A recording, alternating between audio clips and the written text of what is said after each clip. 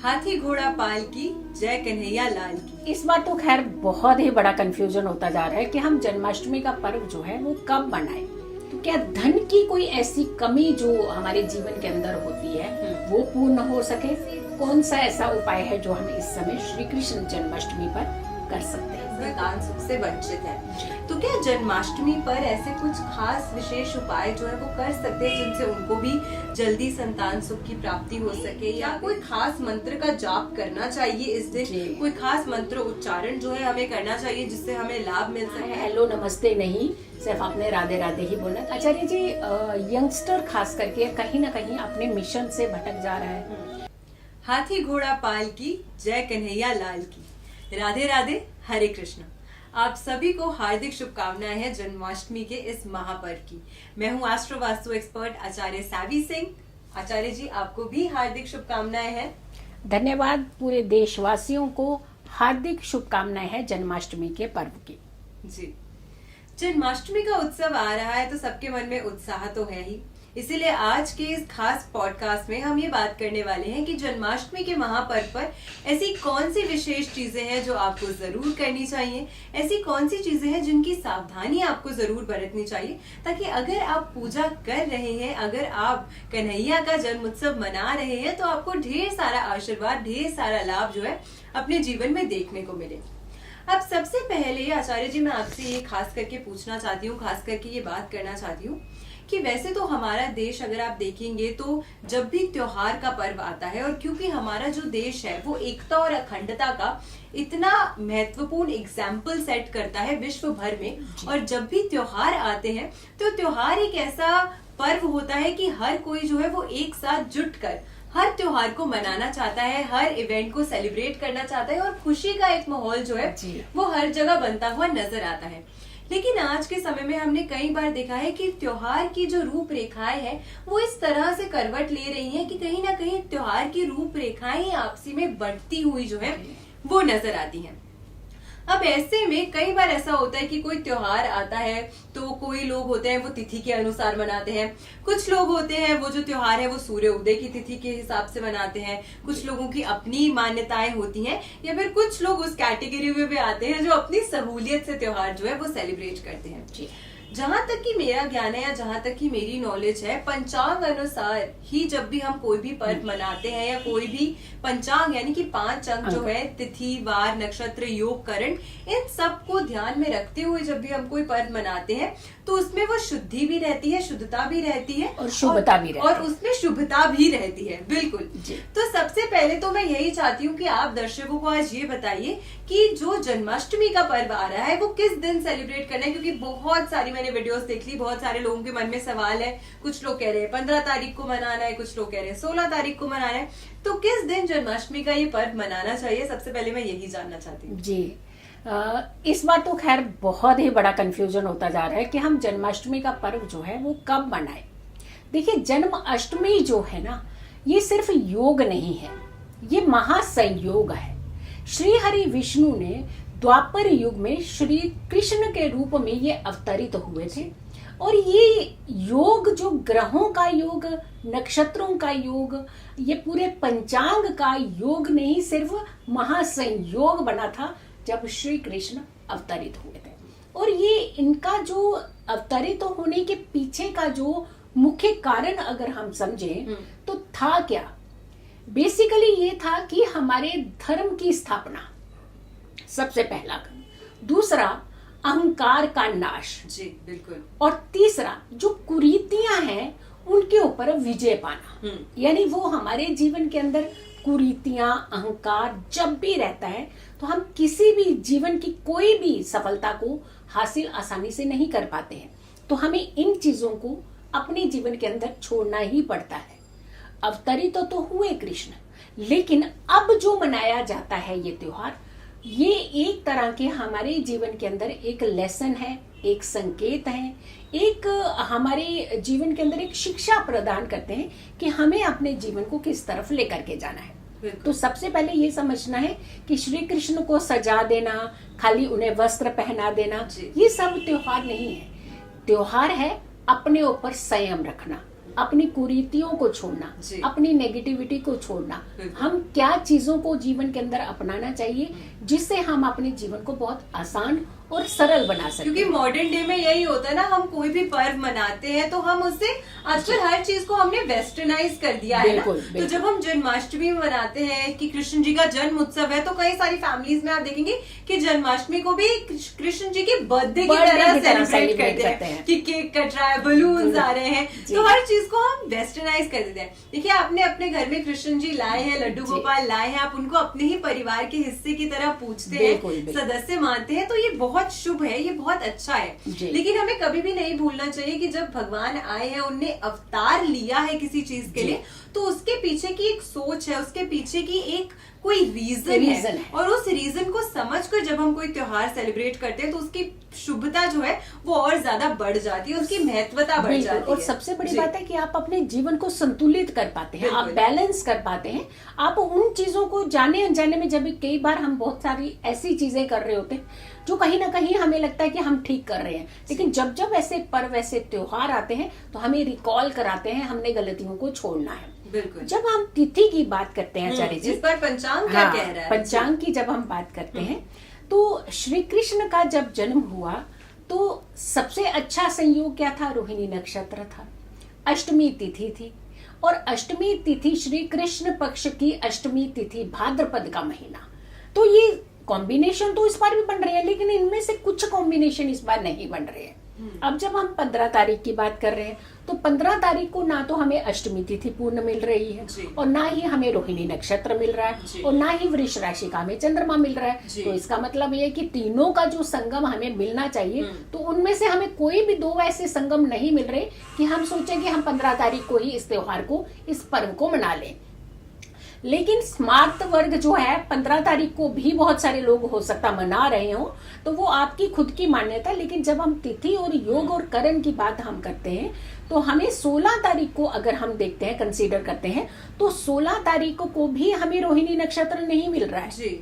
और सबसे बड़ी बात है उस दिन हमें उदया पर अष्टमी तिथि मिल रही है। जी, जी। देखिए, कुछ चीजें अगर के हमारी कॉम्बिनेशन में मिल जाती हैं तो हम उस पर्व को बहुत अच्छे से मना सकते हैं। और बिल्कुल। दूसरा, कृष्ण का जन्म उत्सव मनाने का पीछे, जब नंद के घर आनंद भयो, जी। यानी नंद के घर में जब कृष्ण आए तो जन्म उत्सव तो तब मनाया गया ना। जी। तो चलिए, वो भी एक अलग एक वो था कि आप पहलू, कब जी। वो नंद के घर में प्रवेश किए। जी। लेकिन वृष राशि का चंद्रमा इस बार आपको मिल रहा है, वो 16 तारीख को मिल जी, रहा है। जी। तो इट मीन्स आपको जो अष्टमी तिथि है वो भी 16 तारीख को मिल रही है और बिल्कुल। उदया की अष्टमी तिथि मिल रही है, और साथ के साथ वृष राशि का चंद्रमा मिल रहा है। लेकिन रोहिणी नक्षत्र फिर नहीं मिला, बट रोहिणी नक्षत्र हमें थोड़ा लेटर, देर से मिल रहा जी। है, बट वो एक संयोग हमें कहीं ना कहीं हमारा कनेक्ट हो रहा है। बिल्कुल। तो हमें ये जो त्योहार है, ये पर्व कायदे से जो व्रत रखना चाहिए तो हमें 16 को रखना अति उत्तम माना जाएगा, चाहे वो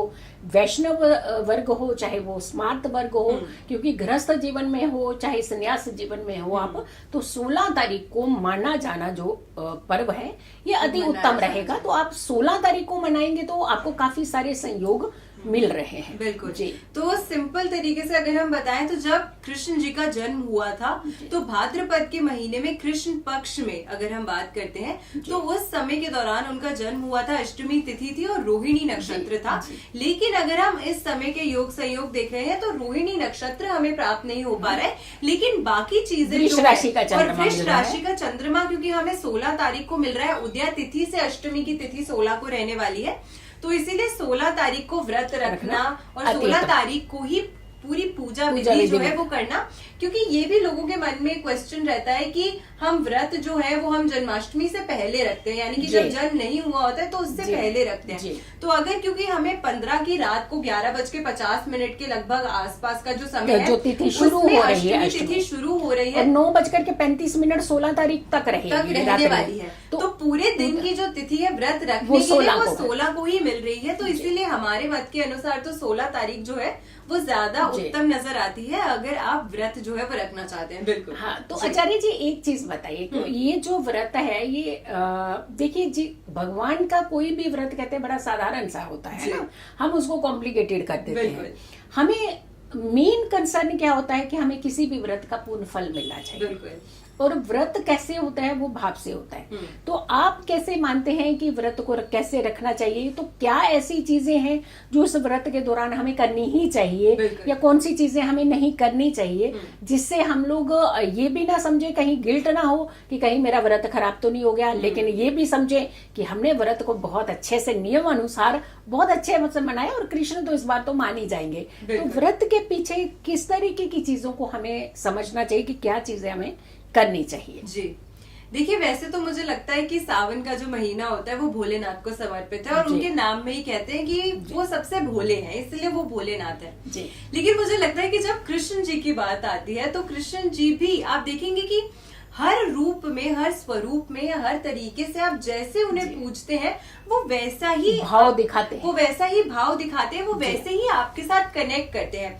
कुछ लोग होते हैं कृष्ण जी को अपने भाई के रूप में पूजते हैं, कुछ पुत्र के रूप में पूजते हैं, कुछ सखा के रूप में पूजते हैं, कुछ लोग जो है वो उनको अपने गुरु के रूप में देखते हैं, और हर रूप में, हर स्वरूप में कृष्ण जी जो है वो उसी तरीके के भाव दर्शाते हैं। तो इसीलिए मुझे लगता है कि कृष्ण जी को सबसे ज्यादा आसान है प्रसन्न करना, उनको प्रसन्न करना बिल्कुल मुश्किल हर रूप है उनके अंदर, हर रूप उनके अंदर है, और हर रूप में वो अपने भक्तों की जो भी मान्यता, उनकी इच्छाएं होती हैं उनको पूरा करते हैं।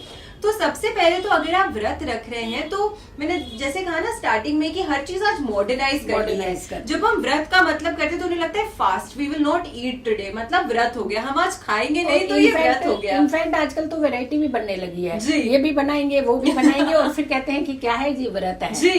तो इतना खाने के बाद व्रत कैसे हुआ? तो आप ये भी समझिएगा, इसके पीछे भी लॉजिक समझिएगा कि क्या इतना सारा कुछ खाना चाहिए या क्या नहीं खाना चाहिए। तो आज आचार्य जी हो सकता है आपको खाने पे कंट्रोल कर दें। नहीं, देखिए, व्रत का मतलब है आपकी इंद्रियों पर आपका कंट्रोल, आपकी इंद्रियों पर आपका एक तरीके से पकड़। अब जब आप व्रत करते हैं, जब आप फास्टिंग में होते हैं, जब आप अन्न ग्रहण नहीं कर रहे हैं, क्योंकि अन्न ग्रहण करना एक तरीके से अगर आप देखते हैं तो कहीं ना कहीं इस समय के दौरान कुछ नकारात्मकता दिखाता है, क्योंकि अन्न ग्रहण जब आप करते हैं तो वो आपको थोड़ा सा आलस आप में लेकर आता है, लेजीनेस लेकर आता है, आपकी इंद्रियां जो है वो आपके वश में नहीं रहती हैं। तो इसी वजह से व्रत का मतलब होता है सकारात्मकता रखना, व्रत का मतलब होता है कि व्रत का मतलब है संयम रखना। तो हर तरीके से मेंटली, फिजिकली, इमोशनली खुद को बैलेंस करके चलने का ही अर्थ होता है व्रत करना।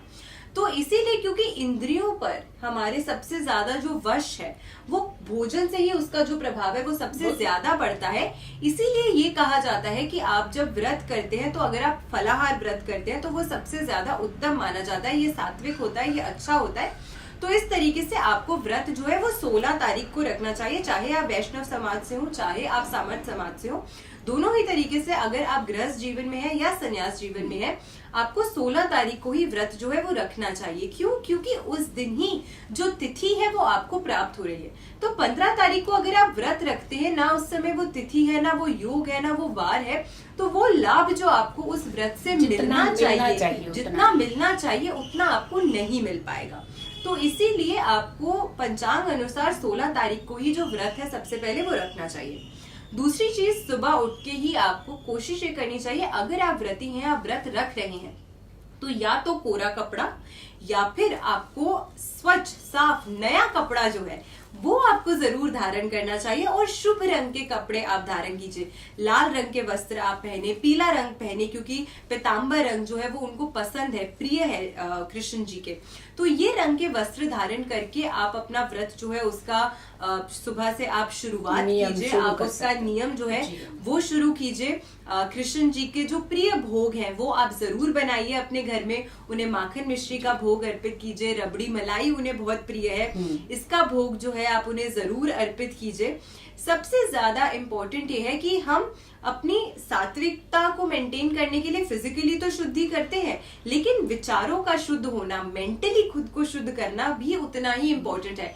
तो इस दिन किसी की भी बुराई करने से, पीठ पीछे निंदा करने से, किसी को अपशब्द कहने से भी आपको बचने का प्रयास करना चाहिए अगर आप व्रत कर रहे हैं। और अगर नहीं भी कर रहे हैं, ये एक शुभ पर्व है जो आपके जीवन में शुभता प्रदान करता है। तो ऐसे में भी आपको व्रत जो अगर आप कर रहे हैं, नहीं कर रहे हैं, सात्विकता का खास ख्याल जो है वो आपको जरूर रखना चाहिए।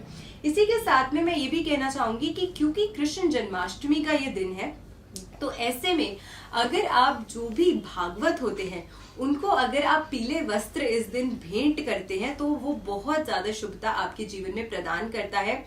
किसी को अगर आप इस दिन जन्माष्टमी के पर्व पर अगर आप धर्म से जुड़ी हुई कुछ पुस्तकें जो हैं वो भेंट करते हैं, किसी धार्मिक स्थान पर भी कर सकते हैं, किसी आप वृद्ध जो पुजारी जी हैं उनको कर सकते हैं, संत समाज से आने वाले किसी संत महात्मा को आप कर सकते हैं, या फिर आप अन्यथा भी किसी छोटे बच्चे को जो इस ओर बढ़ना चाहता है, आगे शिक्षा ग्रहण करना चाहता है, उन्हें भी धर्म से जुड़ी हुई कुछ पुस्तकें अगर आप भेंट करते हैं तो ये बहुत ज्यादा उत्तम, बहुत अच्छा माना जाता है। आपके घर में छोटे बच्चे हैं तो इस दिन आपको जरूर उनके लिए कुछ खास खिलौने जो है वो अपने घर में जरूर लेके आने चाहिए, क्योंकि कृष्ण आप देखेंगे ना कि वो लीला करने में सबसे अव्वल थे, सबसे आगे थे, 16 कलाओं से संपूर्ण थे। हर कला उनकी एक निराली थी, बिल्कुल, और हर कला एक संकेत भी देती थी, संदेश भी देती थी। बिल्कुल बिल्कुल। तो इसीलिए अगर आप अपने पूरे घर में उस दिन भक्ति के माहौल के साथ में खुशहाली का माहौल बना के रखते हैं तो ये दोनों ही चीजें जो है वो आपके जीवन में सकारात्मकता तो है वो लेकर आती है। आचार्य जी देखिए, जब हम जन्माष्टमी की बात करते हैं तो अक्सर हम देखते हैं कि कई सारे लोग जो होते हैं वो अपने घर में लड्डू गोपाल के फॉर्म में ही अक्सर जो है कृष्ण जी को पूजते हैं, उनकी आराधना करते हैं। तो ऐसे में कई सारे ऐसे भी लोग होते हैं, ऐसे सारे कपल्स होते हैं जो अभी तक संतान सुख से वंचित हैं। तो क्या जन्माष्टमी पर ऐसे कुछ खास विशेष उपाय जो है वो कर सकते हैं जिनसे उनको भी जल्दी संतान सुख की प्राप्ति हो सके, या अगर किसी न किसी कारण की वजह से दोनों की कुंडलियों में कोई ऐसे दोष या परेशानी है जिसकी वजह से वो कंसीव नहीं कर पा रहे हैं, तो उसमें कहीं ना कहीं भगवान श्री कृष्ण की भी उनको आशीर्वाद प्राप्त हो और जन्माष्टमी के पर्व से भी आगे बढ़कर उनको कहीं ना कहीं उनके आशीर्वाद से संतान सुख की प्राप्ति हो सके। जी जी, बहुत उत्तम प्रश्न है ये। और सबसे बड़ी बात है कि कहते हैं कि श्री कृष्ण को संतान के रूप में भी बहुत सारे लोग अपने घर में ला करके लाते हैं, विराजते हैं। कोई भाई बनाते हैं, जैसे आपने पहले ही कहा था, कोई सखा बनाते हैं, कोई एक गुरु बनाते हैं, उन्हें गुरु के रूप में देखते हैं।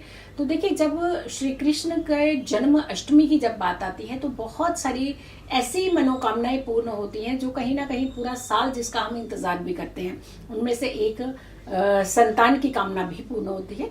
जो खीरे का, खास करके आपने देखा होगा कि एक खीरे में से श्री कृष्ण का जन्म उत्सव बताया जाता है, किया जाता है कि उन्हें एक गर्भ रूप में ऐसे बनाया जाता है। तो कहते हैं कि अगर वो खीरे का जो जब हम बीज निकाल देते हैं, निकालने के बाद हम खीरे में से भगवान श्री कृष्ण का जन्म बताते हैं। तो जो बीज निकले हुए हैं ना, कहते हैं कि अगर पति पत्नी उन बीज को प्रसाद रूपी में ग्रहण करती है, इस दिन को ग्रहण करती है, जब ये पूरा व्रत का पूरा पारण कर लेते हैं, उसके बाद अगर के बीज का सेवन करती हैं तो यकीन मानिए उनके घर में संतान की उत्पत्ति होती है।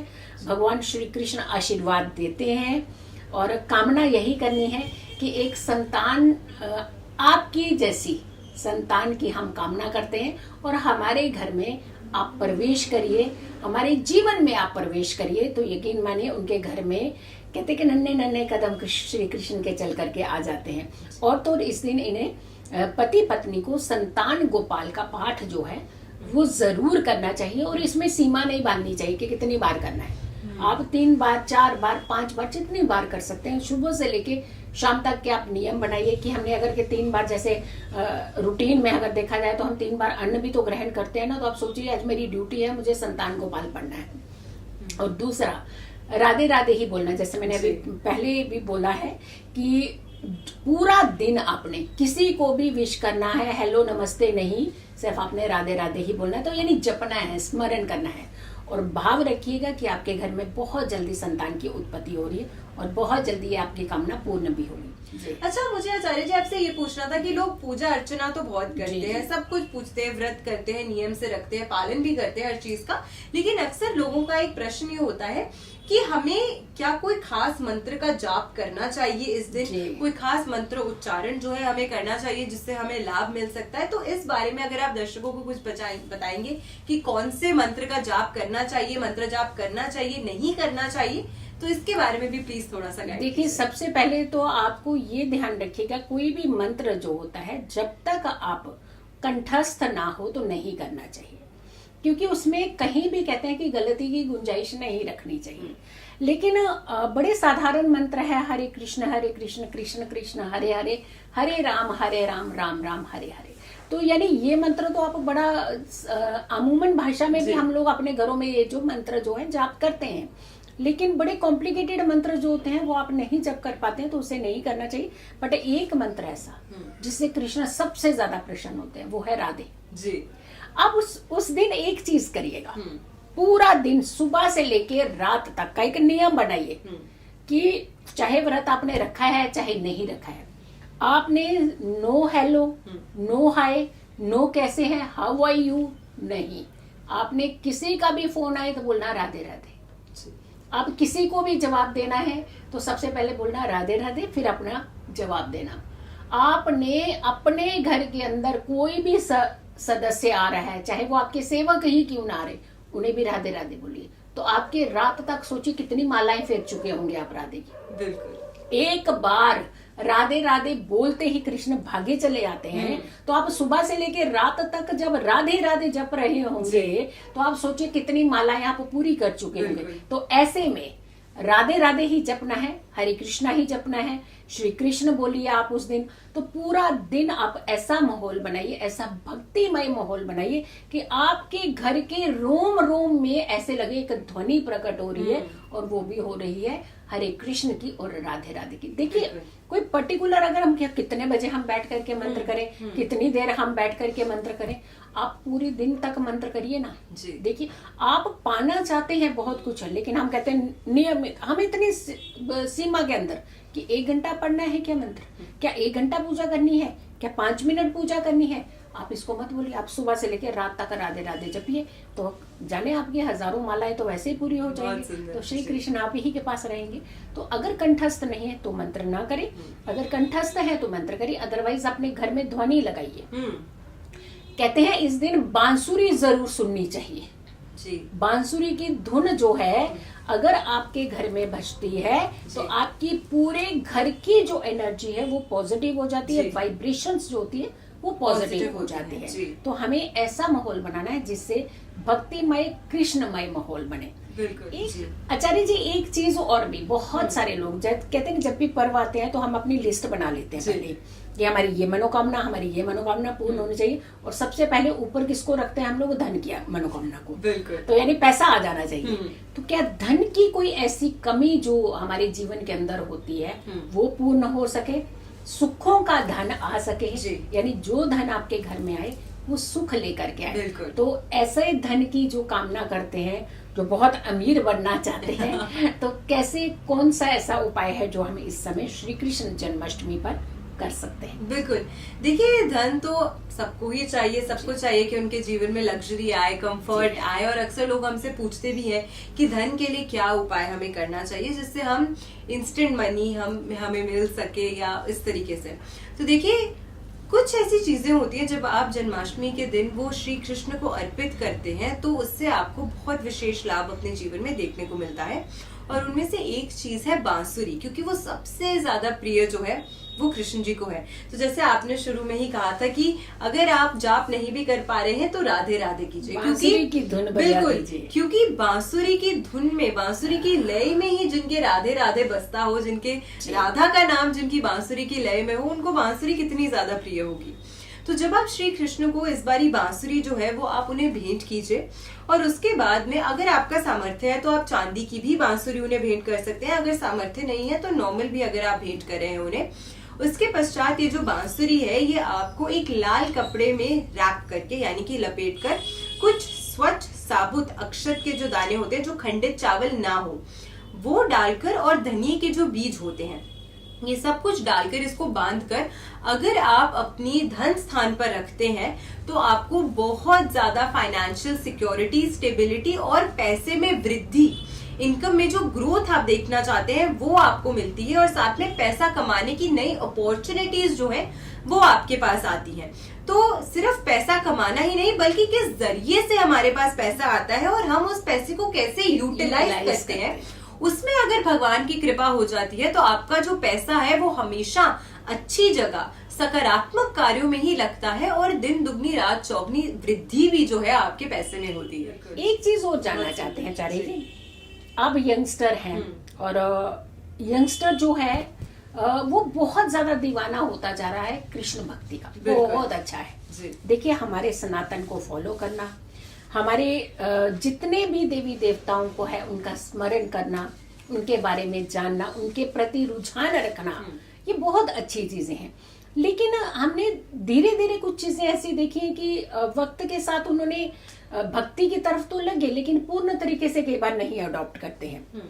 जैसे बहुत सारे लोग हैं, जैसे श्री कृष्ण को लेकर के मंदिरों में तो जाते हैं, ठीक है, अच्छी बात है, बाजारों में लेकर के घूमते हैं, जहां भी जाना होता है, ट्रेन में सफर कर रहे होते हैं, हर जगह वो सफर करते हैं, तो श्री कृष्ण को ले क्या ऐसी चीजें करनी चाहिए। और दूसरा, आपकी जो पीढ़ी है वो किस तरीके से फॉलो कर रही है और कैसे उन्हें थोड़ा सा अपने जीवन के अंदर कुछ चेंजेस को लेकर के चलना चाहिए, ताकि उनको रुझान तो है लेकिन उसका पूरा सम्मान करते हुए उस भक्ति का उन्हें फल भी प्राप्त हो। बिल्कुल। देखिए, मैंने जो चीज रियलाइज करी है कि अभी हम 2025 के साल में हैं। अगर आप ध्यान से याद करेंगे, जो 2023 का साल आया था वो केतु का अंक था, 7 अंक जी। और जैसे ही 7 नंबर का साल आया था तो एक बहुत सडन शिफ्ट आपने देखा होगा कि युवा जो थे वो बहुत सारे स्पिरिचुअलिटी की तरफ इंक्लाइन हुए। बहुत सारे युवाओं को आप देखेंगे आज के समय पे, वो जाते हैं, वो कई सारे धर्म स्थलों पर जाते हैं, चाहे वो काशी हो जाए, चाहे वो कैलाश हो जाए, केदारनाथ हो जाए, वृंदावन में आप देखेंगे कितने सारे प्रयागराज में बहुत युवा गए थे। हाँ। तो इसी तरीके से एक मैं कहूंगी कि एक बहुत सकारात्मक, एक बहुत पॉजिटिव शिफ्ट जो है वो आज के युवाओं में एक कॉन्शियसनेस जो है, जिसे हम कृष्णा कॉन्शियसनेस भी कहते हैं, कि बच्चों में आज के टाइम पे या यूथ में, युवाओं में आज के टाइम पर एक बहुत कॉन्शियसनेस आई है कि हमें अपनी रिलीजन, अध्यात्म, स्पिरिचुअलिटी को भी उतना ही ध्यान देना उसके प्रति जितना हम नेचुरल, नॉर्मल अपनी बाकी मटीरियलिस्टिक लाइफ को देते हैं। मुझे ऐसा लगता है कि this is one step forward towards आप अपनी लाइफ में एक्चुअली कुछ अच्छा अगर हासिल करना चाहते हैं और उसे सस्टेन करना चाहते हैं, तो उसमें मटीरियलिस्टिक ग्रोथ को सस्टेन करने के लिए आपको स्पिरिचुअल इंक्लिनेशन होना बहुत इंपॉर्टेंट है, क्योंकि वो आपके अंदर वो धैर्य लेकर आता है, वो आपके अंदर वो एक ट्रांसफॉर्मेशन एनर्जी जो है वो भी लेकर आता है, लेकिन इसी के साथ एक स्टेबिलिटी लेकर आता है। तो इसीलिए मुझे लगता है कि आज का युवा जो है वो कृष्णा कॉन्शियस तो है ही, और साथ में जैसे हम कहते हैं ना कि जैसे जो लोग गीता पढ़ते हैं, जो भगवत गीता पढ़ते हैं, तो उसमें एक शब्द आता है कृष्ण भावनामृत, यानी कि कृष्ण की जो चीजें हैं उनको अडॉप्ट करना अपनी लाइफ में, उनको एक हिस्सा बनाना। हाँ, मैं बिल्कुल ये चीज मानती हूँ कि आज के टाइम पर स्लोली चेंजेस आ रहे हैं, but there is still a long way to go. क्योंकि जैसे कि मैंने स्टार्टिंग में बोला था कि हम कोई भी पर्व को मनाते हैं तो हम उसकी सिर्फ फेस्टिविटी, उसकी सेलिब्रेटरी मोमेंट्स, उसका ग्लैमर जो है उसको देखते हैं, उसे पसंद करते हैं, लेकिन उसके पीछे का क्या लॉजिक है उसे हम कई बार नहीं समझ पाते हैं। लेकिन मुझे ऐसा लगता है कि हमारे जीवन में कृष्ण एक बहुत बहुत ज्यादा प्रेरणा देने वाले उदाहरण है। कृष्ण की जब हम कुंडली देखते हैं, अगर कभी इस बारे में भी हम इन डिटेल चर्चा करेंगे, बट जो डिटेल्स हमें प्राप्त होती हैं कि कृष्ण जी का जब जन्म हुआ था तो वो उस समय क्या योग थे, क्या नक्षत्र थे, तो उस लिहाज से पंचांग को मद्देनजर रखते हुए जो कुंडली हमें प्राप्त होती है भगवान श्री कृष्ण के जन्म के अनुसार, तो उस अनुसार अगर हम देखते हैं तो उनकी कुंडली का जो प्रथम भाव है लग्न, उसमें वृष लग्न की कुंडली बनती है और उसमें लग्न में ही चंद्रमा प्लेस्ड है, जो कि अपने उच्च की राशि में देखिए केतु के साथ प्लेस्ड है। बिल्कुल, लेकिन इस बार भी चंद्रमा देखिए अपनी वृष राशि में जो है वो उच्च का ही स्थान होता है ना। जी। तो जब हम कृष्ण जी की कुंडली को देखते हैं, उनकी कुंडली को अगर भी हम एनालाइज करते हैं, वैसे तो हम मनुष्य होके क्या ही एनालाइज कर सकते हैं, लेकिन फिर भी जो वो हमें उससे सीख देना चाहते थे वो उस कुंडली में जो प्लैनेट्स की पोजीशन है वो बहुत स्पष्टता से दिखाती है। सबसे पहले जब लग्न में उच्च का चंद्रमा होता है तो चंद्रमा जो है वो 16 कलाओं से संपूर्ण है, युक्त है। और कृष्ण जी को क्या कहते हैं, वो भी 16 कलाओं से संपूर्ण है।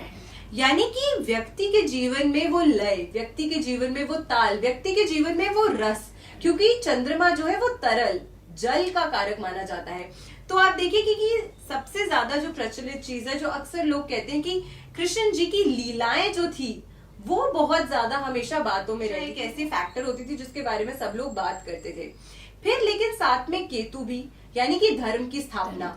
जैसे कि आपने स्टार्टिंग में बताया कि जन्माष्टमी का मतलब है धर्म की स्थापना। जन्माष्टमी का मतलब है सभी कुरीतियां, सभी परेशानियां जो है उनको हटाकर अपने जीवन में आपको आगे बढ़कर कुछ अच्छा सीखना, उससे कुछ शिक्षा लेना। और समय आने पर जो यही छोटे से लड्डू गोपाल या छोटे से बाल स्वरूप कृष्ण जो है, जिन्होंने इतनी सारी लीलाएं करी, जो हर किसी को अपनी बांसुरी की लय से मोह लेते थे, उन्होंने ही महाभारत के युद्ध में अर्जुन का साथ भी दिया, उनके दोस्त भी बने, उनके दोस्त होते हुए उनके गुरु तक उनके बने। तो इसीलिए मुझे लगता है कि कृष्ण जी जो हैं, उनको अगर कोई कॉन्शियसली समझे, उनकी लीलाओं को अगर कोई कॉन्शियसली समझे और उन्हें अपने जीवन में अडेप्ट कर सके, तो मुझे लगता है कि हम कई सारी चीजें, या हमारा युवा जिन चीजों से आज के जीवन में जूझ रहा है, जिन प्रॉब्लम से, जिन नेगेटिव एनर्जी से, या जिन ऑब्स्टिकल से, परेशानी से, या आसानी से गिव अप करने वाला जो एटीट्यूड है, वो कई बार अगर आ जाता है, या पेसिमिस्टिक थॉट्स बहुत ज्यादा आ जाते हैं, क्योंकि हमारे आज के समय में कंपटीशन बहुत है। क्योंकि आज के समय में कंपटीशन इतना है, आज के टाइम पे लोगों के पास ऑप्शंस इतने ज्यादा है, तो कहीं ना कहीं लोग जो है वो रास्ता भटक जाते हैं। तो मुझे लगता है कि कृष्णा जी को फॉलो करते हुए, श्री कृष्ण की बातों को समझकर उन्हें फॉलो करते हुए, उन्हें अगर अपना गुरु भी बनाते हैं या उन्हें अगर अपना सारथी भी बनाते हैं अपने जीवन में, तो कई सारी मुश्किलें, कई सारी परेशानियां जो है वो यूं ही आप अपने जीवन में पार कर जाते हैं। जी जी जी। तो आचार्य जी, ये जो समय होता है, इसमें मैंने ये भी देखा है कि कई बार लोग ये कहते हैं कि क्योंकि कृष्ण जी जो है वो विष्णु जी का ही अवतार है, वो पालनहार है, तो यानी कि हर किसी के जीवन से संकट को दूर करना और उनके जीवन में सकारात्मकता लाना, ये भी कहीं ना कहीं जो है वो कृष्ण जी की कुछ लीलाओं के साथ जुड़ा हुआ है। तो ऐसे में इस समय के दौरान अगर कोई भी ऐसे लोग हैं जो साथ में रहते हैं घर में, उन्हें लगता है कि नेगेटिव ऊर्जा है, नेगेटिविटी है, या घर में सुख शांति नहीं है बच्चों के करके, या किसी न किसी कारण से कोई ना कोई परेशानी उनके जीवन में बनी ही रहती है, तो ऐसे में ऑल ओवर प्रॉस्पेरिटी के लिए, सुख समृद्धि आने के लिए उनके घर में कोई ऐसा खास उपाय आपको लगता है जो कर सकते हैं? बिल्कुल बिल्कुल। देखिए, सबसे पहले तो ये देखिए कि घर का मुख्य दरवाजा जो हमारा होता है वो बड़ा इम्पोर्टेंट होता है। वो हमारे खुशियों के आगमन का एक रास्ता होता है। और जब कहते हैं उस झोंका हमारे घर में खुशियों का आएगा तो खुशियां ही खुशियां रहेंगी ना। तो सबसे पहले तो आपने श्री कृष्ण जन्माष्टमी पर अपने मुख्य दरवाजे को तो बहुत अच्छे से सजा देना। दूसरा, अगर आप कर सके तो जो आपके घर की डोर बेल बजती है ना, तो वो आप ध्वनि लीजिए बांसुरी की। अच्छा, ये लगा लीजिए, आप देखिएगा आपके घर में हमेशा शुभता बनी रहेगी। कभी आपके घर में ना कलेश होगा, ना नेगेटिविटी अंदर आएगी, ना ही आपके घर में एक उथल पुथल सी कई बार मची रहती है ना जीवन में, वो भी नहीं होगी, और घर भी बड़ा अच्छा सुकून सा भरा हुआ होगा। एक और उपाय है, अगर आप कर सके तो मोर पंख लीजिए और उसे अपने घर के मुख्य दरवाजे पर लगा दीजिए। एक मोर पंख बहुत अच्छे से डेकोरेट करके, कोई एक अच्छा डेकोरेशन का सामान लेकर के उसके ऊपर मोर पंख लगा करके आप इसे लगा लीजिए। आपके घर के अंदर नेगेटिव एनर्जी आएगी ही नहीं, प्रवेश करेगी ही नहीं। घर आपका खुशियों से भरा रहेगा, आपका जीवन जो है वो भी सुकून से भरा रहे। बिल्कुल। और बांसुरी से जुड़ा हुआ एक और अच्छा उपाय भी मैं देना चाहती हूँ, जिन लोगों को श्वास संबंधित परेशानी जो है वो अगर बनी रहती है, तो उसके लिए बहुत अच्छा उपाय मैं आपको देती हूँ। वास्तु अनुसार ऐसा माना जाता है कि अगर कोई व्यक्ति जो है जब वो सोता है और उसके सर के ऊपर से डायरेक्टली बीम जो है वो गुजरती है, तो आपको ये जरूर चेक करना है कि आप जिस जगह पे सोते हैं या जहाँ पे आपका बेड है वहां पे ऊपर से कोई बीम तो नहीं गुजरती। अगर वहां पे ऊपर बीम गुजरती है तो ये एक बहुत ज्यादा स्ट्रॉन्ग इंडिकेशन होता है कि व्यक्ति के जीवन में उनको कहीं ना कहीं स्वास्थ्य संबंधित परेशानी जो है वो बनी रहेगी। अब ऐसे में अगर आपके सर के ऊपर से बीम गुजरती है तो आपको क्या करना है, आपको एक लाल रंग का रिबन या एक धागा लेना है और बांसुरी जो होती है उसको आपको इससे टांग देना है, इससे लटका देना है अपने बीम के ऊपर। इस तरीके से अपने बीम के दोनों एंड्स पर आपको 2 बांसुरी जो है वो लाल धागे से आपको टांग देनी है। ये उस बीम से आने वाली जो नकारात्मक ऊर्जा होता है उसको खत्म करके आपके जीवन में सकारात्मकता को बढ़ाता है, और जो बीम से आने वाला दोष होता है जो बार बार आपके स्वास्थ्य संबंधित परेशानी को बनाए रखता है उसको भी कहीं ना कहीं खत्म करता है। एक चीज मुझे आपसे पूछनी थी, आपने ये बोला कि जो पति पत्नी जो है जो ग्रहण करेंगे वो खीरे का भोग वो उनको व्रत के पारण के बाद करना चाहिए, और कई बार हम देखते हैं कि कुछ फेस्टिवल्स या कुछ त्योहार ऐसे होते हैं जिसमें पूरे दिन लोग भोजन नहीं करते हैं और संध्या के समय में एक समय का भोजन ग्रहण कर लेते हैं। लेकिन जन्माष्टमी के पर्व पर पारण जो है वो कब होना चाहिए, इस बारे में भी थोड़ा सा आप प्लीज बताइए। देखिए कितनी इंपॉर्टेंट चीज है जिसे हम कहीं ना कहीं मिस करते थे। जैसे ही हम जन्म उत्सव मना लेते ना रात के 12 बजे तो सब खाने लग जाते हैं। ये कभी नहीं करना चाहिए जी। हमेशा पारण जो है अगली सुबह सूर्य उदय के बाद ही करना चाहिए जी। उसे पूर्ण व्रत के रूप में माना जाता है। तो ये ध्यान रखना है जब आपने व्रत किया है, इतने नियम से किया है, संयम से किया है, आपने पूरा दिन आपने डेडिकेट हुए हैं, भक्ति की है, आपने हर चीज की है भगवान श्री कृष्ण को मनाने के लिए, तो इतनी जल्दी क्यों? व्रत का पारण आप दूसरे दिन ही सुबह सूर्योदय के बाद ही कीजिएगा तो बहुत उत्तम रहेगा और बहुत अच्छा भी रहेगा जी। आचार्य जी, यंगस्टर खास करके कहीं ना कहीं अपने मिशन से भटक जा रहा है। कहीं ना कहीं घर के अंदर एक ऐसा एटमॉस्फेयर बन गया है कि पेरेंट्स बच्चों से शायद खुल करके बात नहीं कर पाते। ऐसे करेंगे, बात करेंगे तो कहीं बच्चा कुछ रिटेलिएट ना कर दे, कुछ जवाब ना दे दे। तो जो बच्चे राह से भटक रहे हैं, कहीं ना कारण कुछ भी हो सकता है, लेकिन जो भटक रहे हैं उनके लिए क्या कोई इस समय खास उपाय कर सकते हैं जिससे, क्योंकि आप यंग हैं तो आप अगर इस तरीके की यंगस्टर्स को अगर आप इस तरीके की अगर कोई भी आप मैसेज देते हैं तो बहुत अच्छा रहेगा। इनफैक्ट मैं तो कहूंगी सारे पेरेंट्स भी ध्यान रखिएगा, इस वीडियो को बहुत सारे लोगों को जरूर शेयर भी कीजिएगा ताकि हर किसी तक ये इन्फॉर्मेशन पहुंचना जरूरी है कि त्योहार पर्व हम मनाते क्यों हैं। तो ऐसा क्या करें इस समय कि जो यंगस्टर है, जो बच्चे हैं, जो भटक रहे हैं, वो अपनी एक सही मिशन को अपने अचीव कर सके, अपने जीवन को एक अच्छा बना सके। बिल्कुल। देखिए, सबसे पहले तो मैं ये बोलना चाहूंगी कि वास्तु अनुसार भी कई बार होता है कि हमारे घर में कोई दोष होता है जिसकी वजह से बच्चे जो हैं उनकी पेरेंट्स के साथ में जो अंडरस्टैंडिंग है वो बुरी होने लग जाती है या उसमें प्रॉब्लम्स आने लग जाती है, या बच्चा इन जनरल इस तरीके से उनकी प्रवृत्ति में चेंज आता है कि वो अकेला रहना पसंद करता है। सबसे पहले आपके घर में कंपास खोल के आपको ये देखना चाहिए कि वेस्ट नॉर्थ वेस्ट की दिशा कौन सी है। वेस्ट नॉर्थ वेस्ट की दिशा में जन्माष्टमी के दिन आपको एक पीले रंग का वाज लेना है और इसमें सफेद रंग के जो फूल है वो डालकर आपको अपने घर में जमीन पे जो है ये रखना चाहिए। ये भी कहीं ना कहीं उस दिशा से आने वाले दोष या परेशानी को खत्म करके बच्चे के जीवन में सकारात्मकता जो है वो लेकर आते हैं।